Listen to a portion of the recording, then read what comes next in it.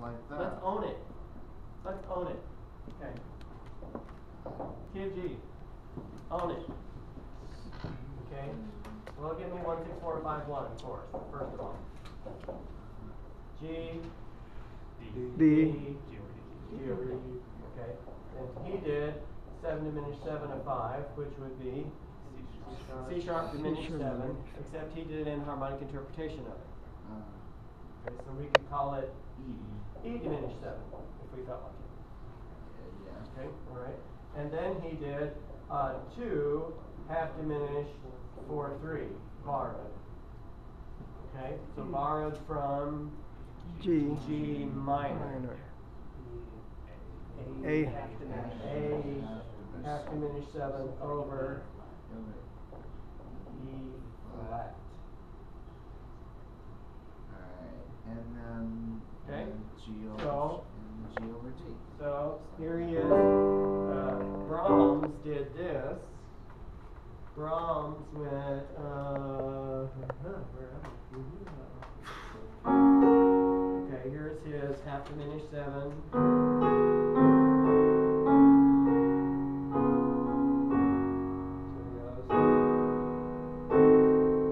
I'm sorry.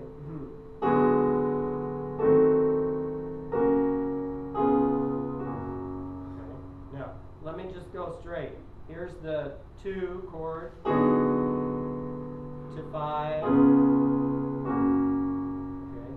Here's into the.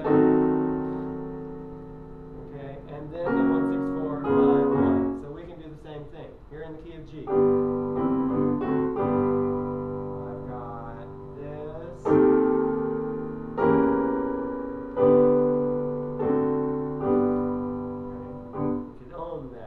Make that our own little thing and make it happen. Okay, all right. Moving on back. What's that? Oh, we've already analyzed it. Just a different inversion.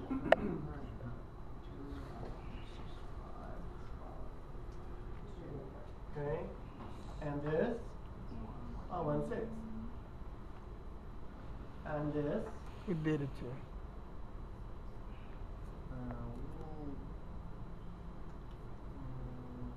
5 7 of 5. 2 diminished 7. Go through the process. Is it diatonic to this P? No. Next bin? 5 of X or 7 diminished of X. Okay? 7 diminished of 5. Might be this. Okay. What's that? Secondary. It would be 7 diminished of 5. B flat. Yeah. Right? Yeah. Well, it's not going to a B flat. Right. Inharmonic. So it's not that. Okay. Can it be inharmonic interpretation? Well, it is fully diminished 7. Right. Okay. So I'm spelling it A, C, E flat, G flat. It's going to a G flat chord. Yeah. So what is the 7th that we need it to be? F sharp. F sharp. Well, no, not F sharp. F. Is there any F in this chord? No. Harmonica? No. So it can't be inharmonic interpretation. Could it be chromatic linear movement, specifically a appoggiatura chord? No. Yeah. Okay. What is an appoggiatura chord? It must be fully diminished 7. Check. Okay. It must have one common tone. Check. Okay. Everything else must be able to be explained away. So as I look at it, it looks like the C looks like a upper neighbor tone. The A natural looks like a lower neighbor tone. Okay. The E flat is a suspension. Okay. So, and the G flat's an anticipation. So the whole thing can be explained away. So, what is that? It's an appoggiatura chord. It is chromatic linear movement. Another exception. So we have 2 exceptions. He's quickly getting the whole thing. So, Mm-hmm. in all the chord could be the same. It just depends on where it's going, because we have that 8 diminished 7 Yeah, over there. depends on where it's going. Because in this case, it's going to really 5, Right. right? Because 164 is basically 5. Right. If you were just seeing it as going to G flat over D flat, we'd get the same chromatic linear movement. I got you. But we're really recognizing that this 164 is a 5. And in that recognition, it's better to call it this. So you're right. The same chord, that's where I'm saying that a pop chord analysis is insufficient. Because the same chord has 2 entirely different interpretations. 2 different functions. Okay, here he's just coloring things up. Okay, E flat minor. It's a 6, 6, 4, and I see someplace in here I gotta get back to the key of E flat. Ding, ding, ding, ding, ding. Oh, the A diminished 7. Ding, ding, ding, ding, ding. Someplace in here I get back to the E flat. Ding, ding, ding, ding, ding, ding, ding, ding, ding. What is that in the key of E flat major? Oh, the Borrow one. Oh, a borrowed chord. So the borrowed chord is, that's your common chord. Your borrowed chord is the common chord from the key of E flat and the new key of G flat. Okay, and this A fully diminished 7 is again the same partitura. Good. It's got the one note in common, the G flat still there. Right? And the E flat. It's got 2. So they have one in common. Oh yeah, just must have at least one. Okay, I thought it was only. No, at least.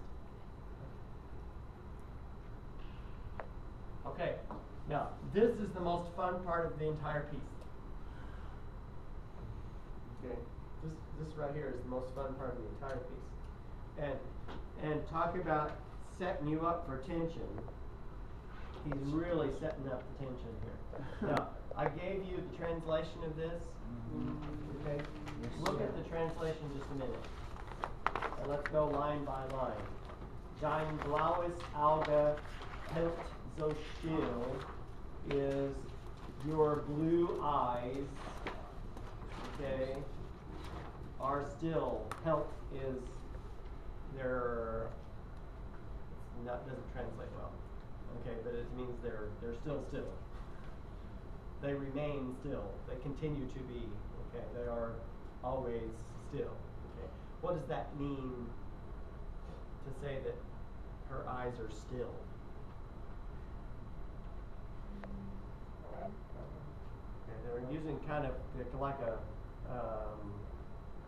analogy, a metaphor, right? Yeah. Okay, think about a lake, or a sea, or an ocean. Okay, what's it like when it's still? Calm. Clear, right? No ripples. No ripples. So her eyes do what to him?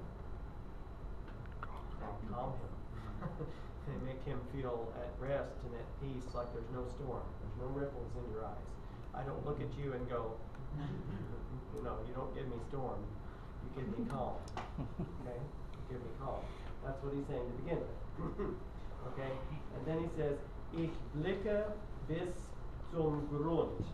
And when you're looking at German, in German they capitalize nouns. Nouns are always capitalized.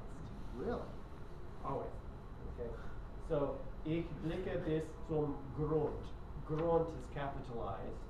So it's the noun of that phrase. So what is that word Grund, do you think? We're looking at the second phrase of translation. Depths. Depths.